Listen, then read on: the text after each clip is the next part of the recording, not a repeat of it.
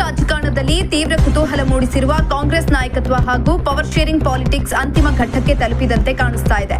High command ದೆಹಲಿಗೆ ಬರುವಂತೆ ತುರ್ತು ಬುಲಾವ್ ನೀಡಿದ ಬೆನ್ನಲ್ಲೇ ಸಿಎಂ ಮಾಸ್ಟರ್ ಪ್ಲಾನ್ ಮಾಡಿದ್ದು ತಮ್ಮ ಆಪ್ತ ಸಚಿವರ ದಂಡಿನೊಂದಿಗೆ ಇಂದು ರಾತ್ರಿ ದೆಹಲಿಗೆ ಪ್ರಯಾಣವನ್ನು ಬೆಳೆಸಲಿದ್ದಾರೆ. ರಾಜ್ಯ ಕಾಂಗ್ರೆಸ್ನಲ್ಲಿ ಮುಖ್ಯಮಂತ್ರಿ ಕುರ್ಚಿ ಕಿತ್ತಾಟ ತಾರಕಕ್ಕೇರಿರುವ ಈ ಸಂದರ್ಭದಲ್ಲಿ ಹೈಕಮಾಂಡ್ ಕೇವಲ ಸಿದ್ದರಾಮಯ್ಯ ಅವರನ್ನ ಮಾತ್ರ ದೆಹಲಿಗೆ ಆಹ್ವಾನಿಸಿತ್ತು. ಆದರೆ ಸಿಎಂ ಸಿದ್ದರಾಮಯ್ಯ ಅವರು ಸದ್ದಿಲ್ಲದೆ ತಮ್ಮ ಆಪ್ತ ಸಚಿವರಿಗೆ ದೆಹಲಿಗೆ ಬರುವಂತೆ ಕರೆ ನೀಡಿದ್ದಾರೆ.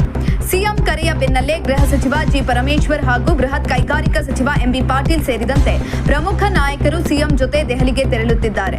ಹೈಕಮಾಂಡ್ ಮುಂದೆ ತಮ್ಮ ಸಂಖ್ಯಾಬಲ ಹಾಗೂ ನಾಯಕರ ಬೆಂಬಲವನ್ನ ಪರೋಕ್ಷವಾಗಿ ಪ್ರದರ್ಶಿಸಲು ಸಿದ್ದರಾಮಯ್ಯ ಈ ತಂತ್ರಗಾರಿಕೆ ನಡೆಸಿದ್ದಾರೆ ಅಂತ ಹೇಳಲಾಗ್ತಾ ಇದೆ.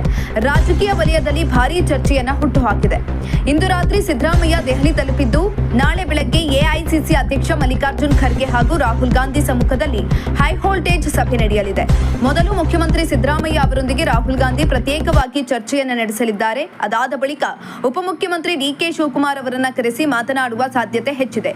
ಈ ಸಭೆ ಸಿದ್ದರಾಮಯ್ಯ ಪಾಲಿಗೆ ಗುಡ್ ನ್ಯೂಸ್ ತರುತ್ತಾ ಅಥವಾ ಶಾಕ್ ನೀಡುತ್ತಾ ಎಂಬುದನ್ನು ನಾಳೆ ನಿರ್ಧಾರವಾಗಲಿದೆ.